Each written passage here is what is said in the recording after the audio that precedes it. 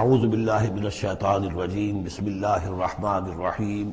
حضرت عبداللہ ابن عمرو ابن العاص رضی اللہ تعالی عنہما صحابہ کرام میں اس اعتبار سے بہت ممیز تھے کہ ان پر عبادت جو ہے، عبادت گزاری کا اتنا غلبہ ہو گیا تھا، ہر روز روزہ رکھتے تھے اور رات کو پوری رات کھڑے رہتے تھے۔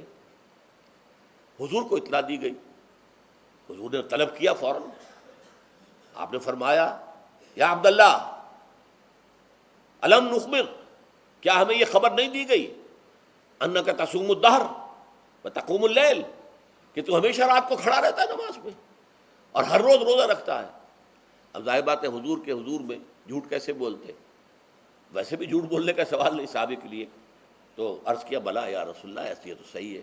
فرمایا لا تفعل، ہرگز ایسا مت کرو، فإن لنفسك عليك حقا وإن لزوجك عليك حقا وإن لزورك عليك حقا، تمہارے نفس کا بھی تم پر حق ہے، روزہ رکھو بھی اور افطار بھی کرو۔ بہترین روزہ جو ہے وہ حضرت داؤد علیہ السلام کا تھا، ایک دن روزہ رکھتے تھے، ایک دن افطار کرتے تھے۔ لیکن یہ ہے کہ آپ ہفتے میں 2 دن روزے حضور کے ہیں، سوموار کو اور جمعرات کو، مہینے میں 3 روزے یہ ہیں، اس میں گویا کہ سنت پر عمل بھی ہو جائے گا۔ لیکن یہ کہ ہمیشہ روزہ رکھنا، بلکہ یہاں تک کہا گیا ما ساما من سام الدہر، جو ہمیشہ روزہ رکھتا ہے اس نے کوئی روزہ رکھا ہی نہیں۔ کیا مطلب؟ یہ تو اس نے اپنی ہیبٹس بدل لی ہیں، ہیبٹس ہو گئی ہیں یہ کہ سارا دن بھر نہیں کھانا، صبح کھانا شام کو کھانا، بس یہ تو اس نے اپنی ہیبٹ بدل لی ہے، روزہ ہیبٹ بن گیا اس کا۔ ما ساما من سام الدہر، جس نے ہمیشہ روزہ رکھا اس نے کوئی روزہ رکھا ہی نہیں۔ اس لیے کہ روزہ تو در حقیقت اس شخص پر شاخ گزرتا ہے جس کو عادت ہے دن میں کھانا کھانے کی، اس کو دن کے اندر 3 کھانے کھانے کی عادت ہے، تبھی تو وہ شاخ گزرے گا۔ اگر وہ عادت ہی آپ نے بدل لی ہے تو ظاہر بات ہے کہ پھر روزے کی جو برکت ہے وہ تو ظاہر نہیں ہوگی۔ تو بہرحال اس اعتبار سے غور کیجئے کہ یہ پہلا حکم جو ہے روزے کا، لعلکم تتقون، تاکہ تمہارے اندر تقوی پیدا ہو جائے، اپنے نفس پر کنٹرول پیدا ہو جائے۔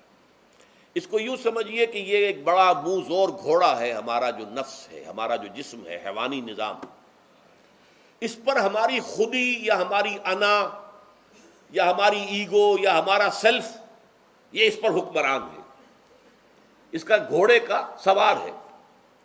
اب اگر گھوڑا منہ زور ہے اور سوار کے قابو میں نہیں ہے تو کیا نتیجہ نکلے گا؟ اب وہ گھوڑے کے اختیار میں ہے، سوار صاحب کی جان جو ہے وہ جا کر پٹخ دے، کہیں کسی کھائی میں گرائے، کسی اور جگہ گرائے، وہ تو گویا کہ اس کے رحم و کرم پر ہے۔ ہاں اگر سوار تکڑا ہے اور سوار نے جو ہے گھوڑے کو قابو میں کیا ہوا ہے، اس کی رانوں میں بھی جان ہے، دبایا ہوا ہے گھوڑے کو اپنی رانوں کے درمیان، تو ظاہر بات ہے کہ اب یہ گھوڑا جو ہے بہت بڑی ایسٹ ہے اس کے لیے۔ اب گھوڑا ادھر جائے گا جدھر سوار لے جانا چاہے گا، سوار اپنے مقصد، اپنی منزل تک پہنچے گا گھوڑے کے ذریعے سے، اور اگر برعکس ہے جیسا کہ میں عرض کر چکا ہوں تو وہ سوار جو ہے وہ گھوڑے کے رحم و کرم پر ہے۔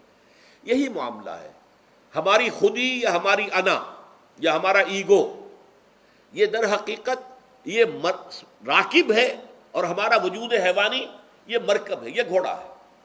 اگر ہم قابو یافتہ ہوں اپنے اس گھوڑے کے اوپر تو یہی جسم ہمارے لیے ایک بہت بڑا ایسٹ ہے۔ ہاتھوں سے نیکی کمائیں گے، پاؤں سے نیکی کمائیں گے، آنکھوں سے نیکی کمائیں گے، کانوں سے نیکی کمائیں گے، یہ ساری نیکیاں کمانے کا ذریعہ بن جائے گا۔ تلاوت قرآن سن رہے ہیں تو کانوں کی نیکی ہو رہی ہے، قرآن دیکھ کر پڑھ رہے ہیں تو آنکھوں کی نیکی ہو رہی ہے۔ یہ سارے ہمارے اعصاب، ہمارے تمام اعضاء و جوارح نیکی کا ذریعہ ہے۔ لیکن اگر کہیں یہ ہمارا نفس امارہ، ایڈ اور لیبیڈو ہم پر قابو پا لے تو پھر ہم اس کے رحم و کرم پر ہیں، پھر وہ ہمیں جس کھائی میں چاہے گا گرا دے گا۔ تو اس اعتبار سے روزہ مجرد ابھی روزے کی بات ہو رہی ہے، وہ روزہ خاص طور پر کہ جس کا حکم پہلے دیا گیا تھا، ایام معدودات، اس کے بارے میں اس کی حکمت، مجرد روزے کی حکمت کیا ہے؟ ضبط نفس۔ اسی ضبط نفس کا دوسرا نام تقوی ہے۔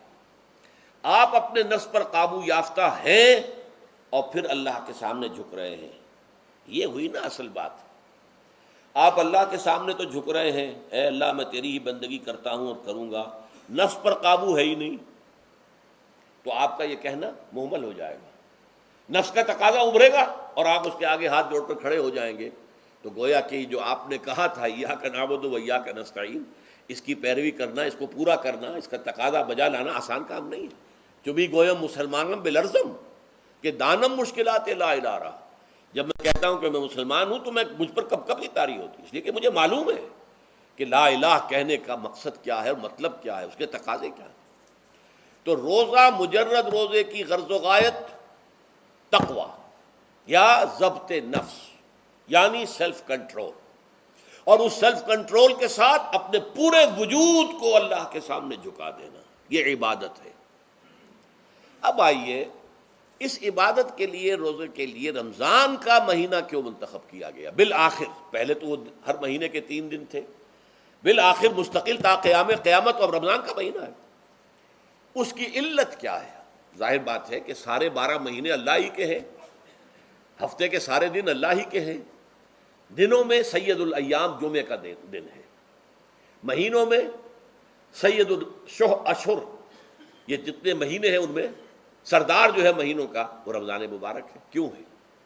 اب آپ پڑھیے تیسری آیت، شہر رمضان الذی انزل فیہ القرآن، رمضان کا مہینہ وہ ہے جس میں قرآن نازل کیا گیا۔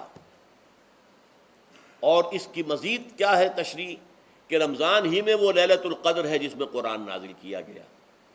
اب یہاں 2 چیزیں علیحدہ علیحدہ سمجھ لیجئے۔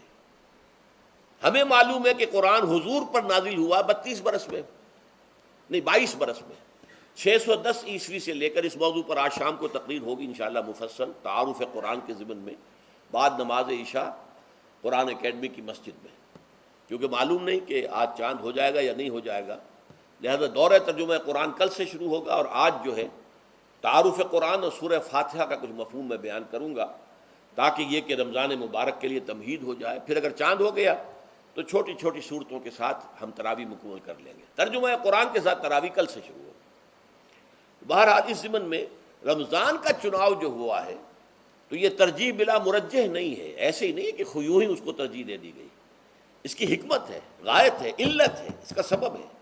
رمضان کا مہینہ وہ ہے جس میں قرآن نازل کیا گیا، اسی میں وہ لیلۃ القدر ہے جس میں قرآن نازل کیا گیا، اگرچہ ہم جانتے ہیں کہ حضور پر قرآن نازل ہوا ہے 22 برس میں، 610 عیسوی سے 632 تک۔ اس معمے کو کیسے حل کریں گے؟ اس کا حل کیا ہے؟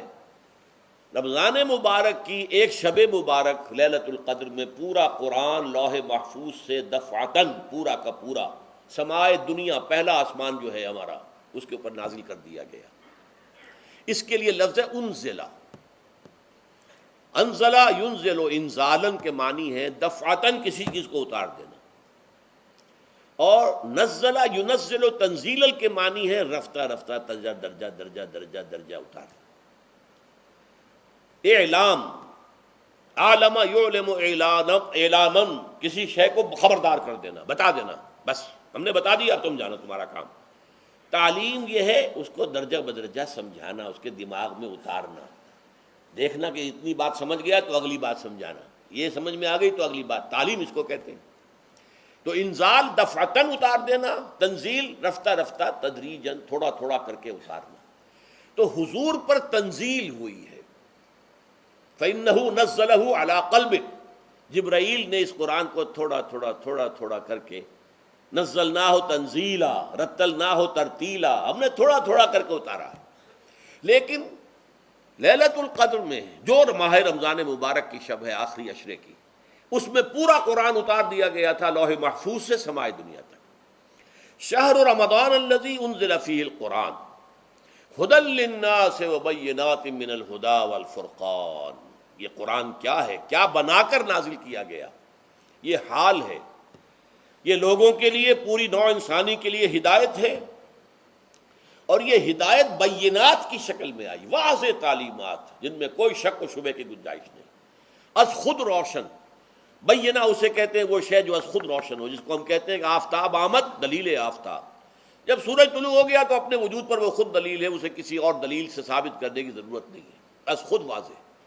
تو بینات من الہدی، جو قرآن کی بنیادی ہدایت ہے وہ بینات پر مشتمل ہے، واضح چیز ہے، جو انسان کے لیے، اس کی فطرت کے لیے جانی پہچانی چیزیں ہیں، یہ کوئی باہر کی چیز نہیں آ رہی ہے، اس کے قلب کی گہرائیوں کے اندر یہ سب کچھ موجود ہے، اور اس کی گواہی اس کے قلب کی گہرائیوں سے نکلتی ہے کہ ہاں دیکھنا تقریر کی لذت کے جو اس نے کہا، میں نے یہ جانا کہ گویا یہی میرے دل میں ہے، اس نے تو میرے اپنی فطرت کی ترجمانی کی ہے۔